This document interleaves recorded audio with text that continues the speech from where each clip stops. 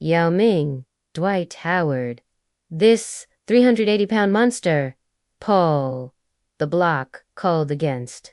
What all these guys have in common? Well, other than just being super huge people, each one of these men was once thought to be the next Shaquille O'Neal. That is, until they had to play against him face to face, and Shaquille O'Neal with the hammer. Shaquille gets the pass from Kobe to catch and finish.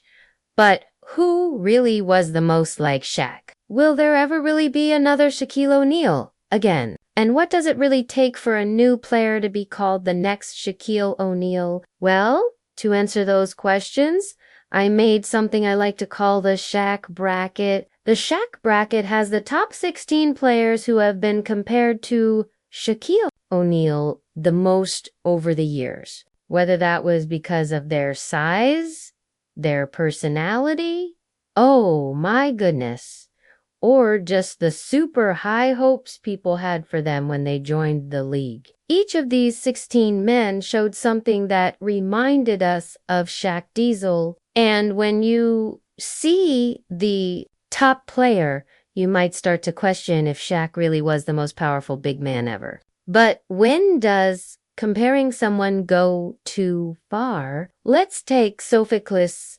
Schwarzenegger as an example. He was nicknamed Baby Shaq because of his big body. Sophocles Schwarzenegger, also called Sopho, was really good at playing near the basket in a very tough European league. He even helped Greece win a silver medal in the FIBA World Championships in 2006.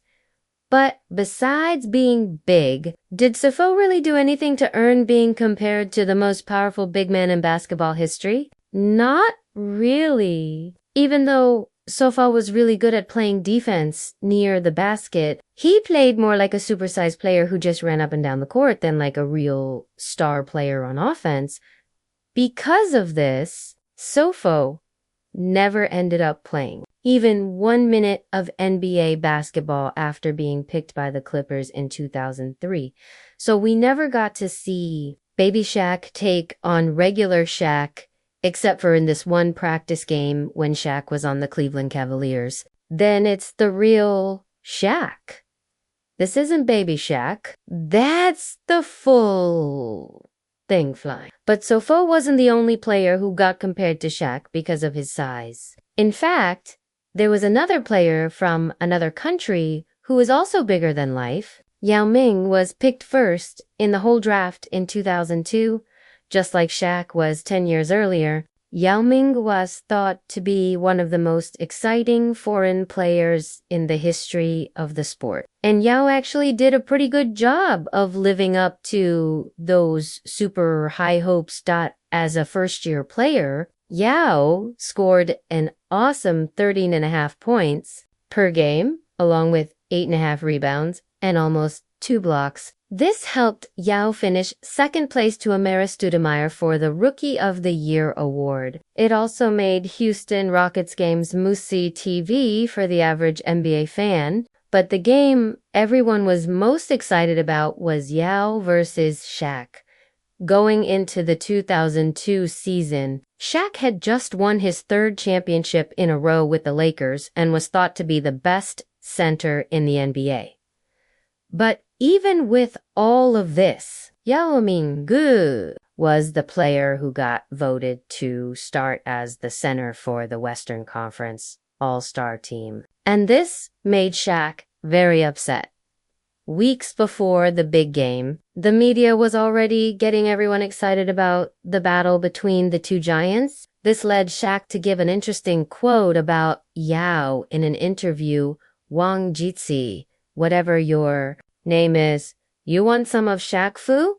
Come get it. Those comments were quickly criticized by ESPN and made Shaq's own father call his son to make him say sorry. But more than all that, these comments added fuel to what was already being called the most exciting matchup in the 2002-2003 season, which finally brings us to January 17th, 2003, after the Lakers won the opening tip, Derek Fisher brought the ball past half court and passed it to Rick Fox, who right away fed the ball inside to Shaquille O'Neal posting up on Yao Ming for the very first time. But as Shaq lowered his shoulder and drove towards the basket, something unusual happened. Yao actually changed Shaq's shot and got credit for a block on the very first play. And throughout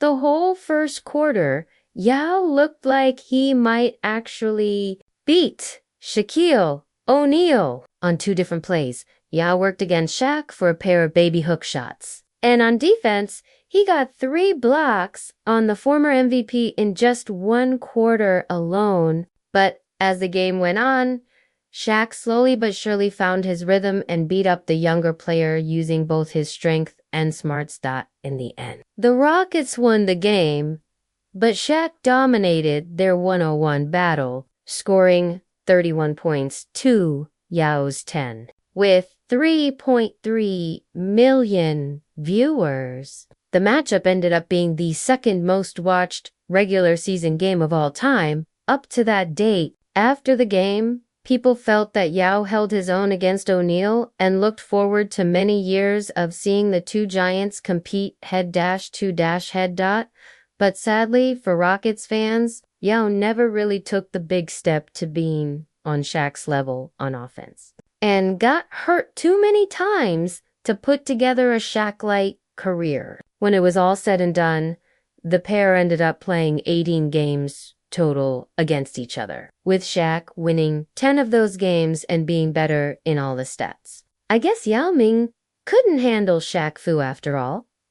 You want some of Shaq Fu? Come get it. And so once again, the league was without a major big man who could compete with Shaq on the court. But then in 2009, a new possible candidate came up, one with both Shaq's skill on the court and his personality off the court. I'm talking about Greg Oden, of course.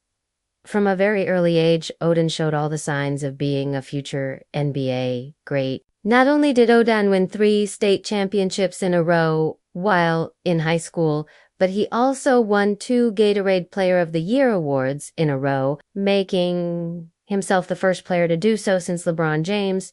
In fact, Oden was so good during his high school days that Oden's own team ended up with a record of 103 wins and 7 losses overall in his 4 years, including going undefeated for his entire senior season. All this success led to getting a full scholarship to play for Ohio State, where his legend as a basketball player only grew. After hurting his wrists during an early season game his freshman year, Oden had to play out most of the rest of the season without being able to use his left hand. In spite of this, Oden was amazing as a Buckeye and led Ohio State to the national championship game, where unfortunately they lost to a loaded Florida Gators team. But that's beside the point. Because of all of this, Oden was seen as the #1 prospect in a loaded 2007 draft class that had future All-Stars like Kevin Durant, Mike Conley, and Al Horford. This was also around the time that people started comparing Oden to a young Shaq, a comparison that, unlike baby Shaq from before, actually had a fair amount of similarities. You see, not only was Oden physically powerful on the court like Shaq, but he was also very funny off the court like Shaq too. Check out this commercial they showed on ESPN leading into Oden's rookie season. I know you say big men aren't as marketable, but check this out. You need sophisticated. I got sophisticated. Oden had everything going for him when it came to being Shaq's replacement. He was a great rim protector, had a fun off-court personality, and had post moves for days. But unfortunately, like Yao Ming, injuries got the best of him. Shortly after being drafted first overall by the Portland Trail Blazers, Odin suffered a tiny crack injury in his right knee that kept him out for what was supposed to be his entire rookie season. Then in 2009, after a somewhat okay rookie comeback season, Odin injured his left kneecap and was forced to sit out most of his second season as well. And so while some of his fellow players started taking over the league, Greg Oden was slowly turning into one of the biggest disappointments in NBA history, making most people forget he was ever being compared to Shaq at all. But for the sake of this exercise, what did happen when these two huge human beings finally faced off? Well, to answer that question, we have to go back to November 22nd in 2008. At this point in Shaq's career, he was playing for his fourth team, the Phoenix Suns, and though he was certainly past his prime, Shaq was still in the middle of putting together a season that would make him an all-star for the very last time. Oh, beautifully done. And Odin, though, hurt by a bunch of injuries, was still viewed as a future all-star in the making. So when these two met at center court, viewers held their breath, wondering if we might see some sort of passing of the torch. But instead, what we actually got was somewhat of a one-sided fight. Shaq dominated Greg Oden, dropping 19 points to go along with 17 rebounds in a win where the Suns held the Trailblazers to just 92 points. Greg Oden ended up only playing 14 minutes in this game and couldn't do much against Shaq or a prime American. And by the end of Greg Oden's short career, he ended up only playing Shaq 3 total times, with Shaq averaging over double the amount of points, rebounds, and assists. As Odin Dot in 2016, Odin retired from the game of basketball after only playing just 100 games. For comparison, Shaq played nearly 1,200 games over the course of his career. In the end, Greg Oden had a lot going for him to make him a candidate to be the next Shaq, but largely due to his injuries, we were never able to really see those expectations become a reality. And so once again, another future Shaq candidate falls to the wayside. If only one of these future Shaq prospects could stay healthy long enough to put together a true Shaq-like career. But then again, there can be only one Superman, right?